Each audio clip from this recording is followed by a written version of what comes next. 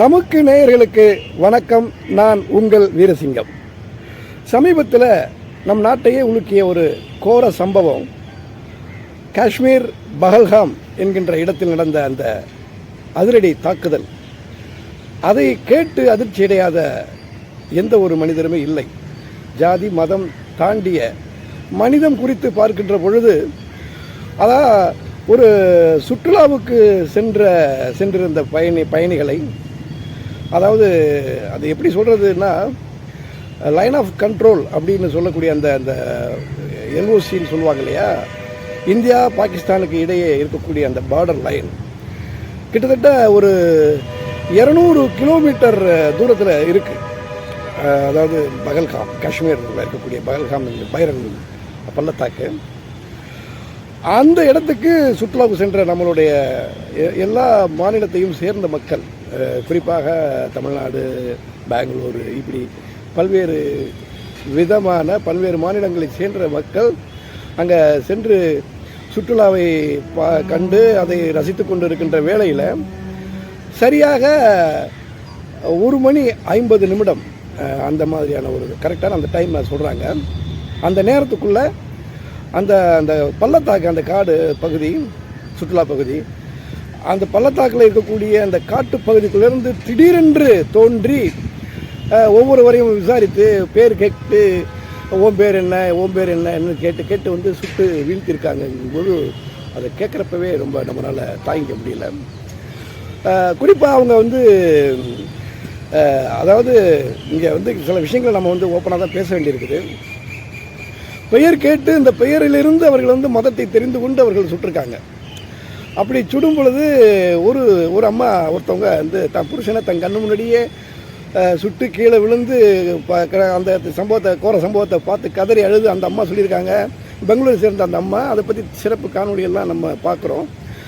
அப்போ அவங்கக்கிட்ட அந்த தீவிரவாதி, இந்த கொலையாளி, என்னையும் அந்த கொலையாளிகிட்ட அந்த அம்மா சொல்லியிருக்காங்க, என்னையும் சுட்டு கொண்டுருங்க, ஏன் என்னை விட்டுறீங்க, என்னையும் கொண்டுருங்க, என் புருஷனை கொண்டுட்டீங்களே அப்படின்னு சொல்லி அழுகும் பொழுது, அப்போது அவங்க வந்துட்டு இல்லை உங்கள் பிரதமர்கிட்ட போய் சொல்லுங்க அதை அப்படின்னு சொல்லிட்டு நக்கலாக சொல்லிவிட்டு அந்த இடத்திலிருந்து அந்த 6 பேரும் தப்பி சென்றிருக்கிறார்கள்.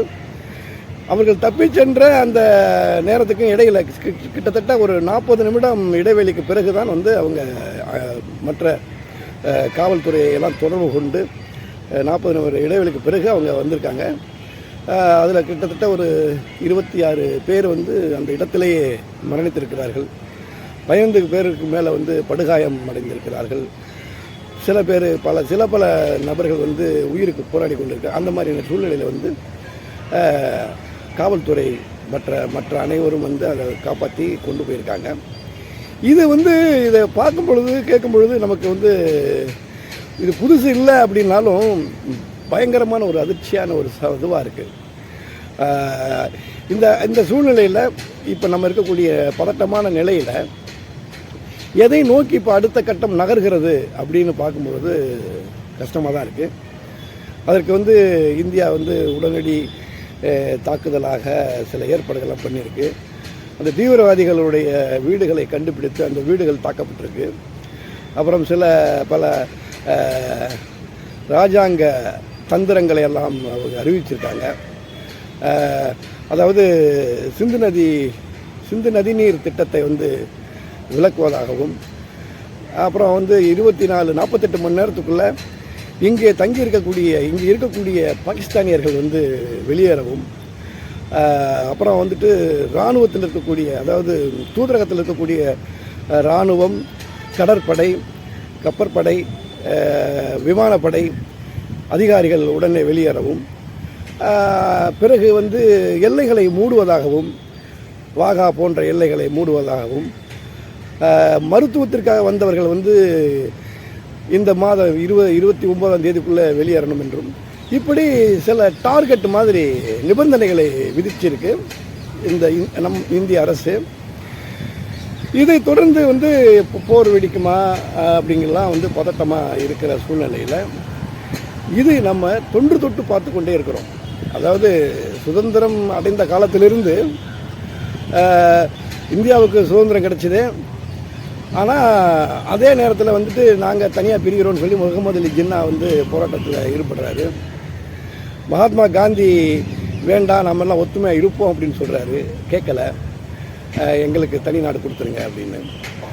இங்கே இருக்கக்கூடியவங்க வந்து ஒட்டுமொத்த முஸ்லீம் எல்லாம் போகட்டும் அப்படிங்கிறத சொல்கிறாங்க. ஆனால் காந்தி அதை வந்து வேண்டான்னு மறுக்கிறாரு.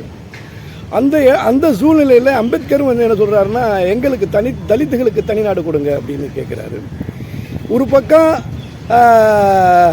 முகமது அலி ஜின்னா வந்து எங்களுக்கு தனிநாடு, முஸ்லீமுக்கு தனிநாடு கொடுங்கன்னு கேட்குறாரு. பாகிஸ்தான் அது ஆல்ரெடி பாகிஸ்தான் இந்துஸ்தான் அப்படிங்கிற ஒரு ஒருங்கிணைந்த இந்தியாவாக இருந்தாலும் அதிகபட்சமான முஸ்லீம்ஸ் அங்கே வசிக்கிற காரணத்தினால அந்த பாகிஸ்தான் வந்து எங்களுக்கு தனிநாடு கொடுங்கன்னு சொன்னதில் வந்து அது ஒரு பக்கம் இருந்து நியாயமாக இருந்தாலும், ஆனால் மகாத்மா காந்தி அவர்கள் வந்து அதை இந்த ஒருங்கிணைந்த இந்தியாவாக இருக்கட்டும், நீங்கள் வேண்டுமானால் இந்த நாட்டுக்கு, அதாவது இந்தியா பாகிஸ்தான் என்ற சொல்லக்கூடிய ஒட்டுமொத்த நாட்டுக்கும் பிரதமராக இருங்கள் அப்படின்லாம் சொன்னார். ஆனால் முகமது அலி ஜின்னா அதை கேட்கல. இந்த பக்கம் அம்பேத்கர் ஒரு போராட்டத்தை நடத்தி கொண்டிருக்கிற பொழுது இப்போ என்னென்னா, மகாத்மா காந்தி இது உண்ணாவிரதம் இருக்கிறார். நீங்கள் வரலாறு படித்தவர்களுக்கு தெரியும், உண்ணாவிரதம் கல்கத்தாவில் தான் உண்ணாவிரதம் இருக்கிறாரு. அதுவும் ஒரு முஸ்லீம் வீட்டில் போய் உட்காந்துட்டார். அவர் உண்ணாவிரதத்தை தொடங்கிட்டார்.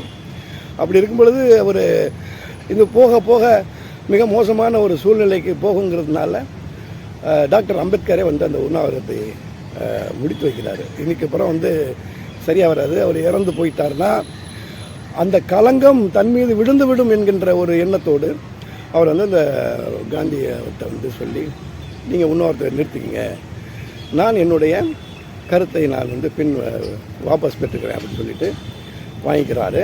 அதன் பிறகு காந்தி வந்து உண்ணாவிரதத்தை வந்து விட்டு வெளியில் வர்றாரு. இப்படியெல்லாம் சரித்திரங்கள் இருக்குது. அதன் பிறகு இந்தியா பாகிஸ்தான் பிரிஞ்ச பிறகு முகமது அலி ஜின்னா இறக்கும் தருவாயில் அவர் வந்து சொல்லி வருத்தப்பட்டு அழுதிருக்கிறாரு. என் வாழ்நாளிலேயே நான் செய்த முதல் தவறு, முக்கியமான தவறு, பாகிஸ்தானை இந்தியாவிடமிருந்து பிரித்தது தான் அப்படின்னு சொல்லியிருக்காரு. இது வந்து வரலாறு, இது உண்மை. இப்படி உண்மை ஒரு பக்கம் இருக்கும் பொழுது, காந்தி மறைவுக்கு பிறகு ஜவஹர்லால் நேரு, அதாவது காந்தி மறைவுக்கு பிறகு, காந்தி இருக்கும் பொழுதே ஜவஹர்லால் நேரு தான் இந்தியாவின் முதல் பிரதமராக இருக்காங்க. ஆனால் இந்தியாவுக்கும் பாகிஸ்தானுக்கும் தொடர்ந்து முட்டல்களும் மோதல்களும் இருந்து கொண்டே தான் இருந்தது. அப்படி இருக்கும் பொழுது 1948 வருஷத்தில் ஒரு ஒப்பந்தம் போடுறாங்க.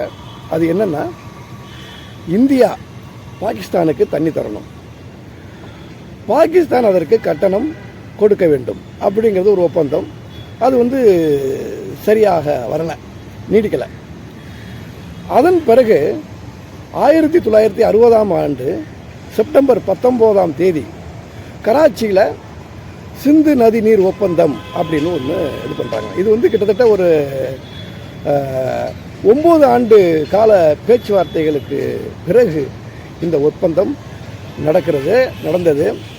அப்போ வந்து பிரதமர் ஜவஹர்லால் நேரு, பாகிஸ்தானுடைய அதிபர் அயூப் கான், இந்த 2 பேருமே அந்த ஒப்பந்தத்தில் கையெழுத்து போடுறாங்க.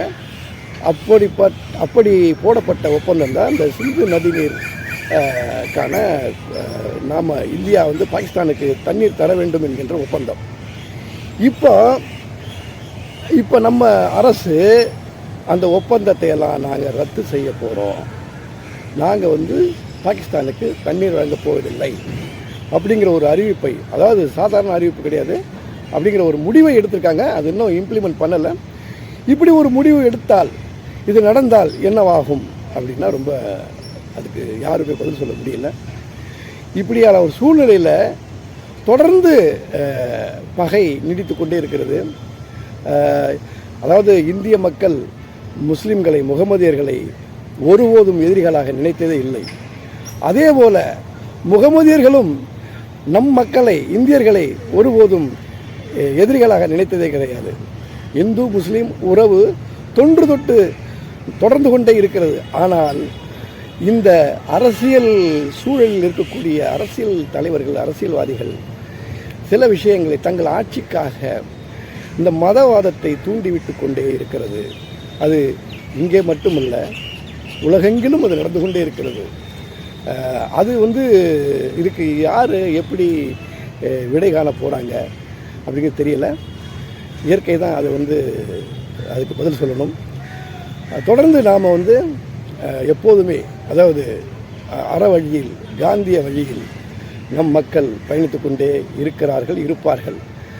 இந்த சூழ்நிலை ஒரு அமைதியான சூழ்நிலையாக, சமாதான சூழ்நிலையாக மாற வேண்டும் என்பது நம்முடைய விருப்பம். அப்படியே ஆகட்டும். இந்த பூமி, நம் இந்திய பூமி, சண்டைக்கான பூமி அல்ல, சமாதானத்துக்கான பூமி. சண்டைகள் போதும், சமாதானத்திற்கு வருவோம்.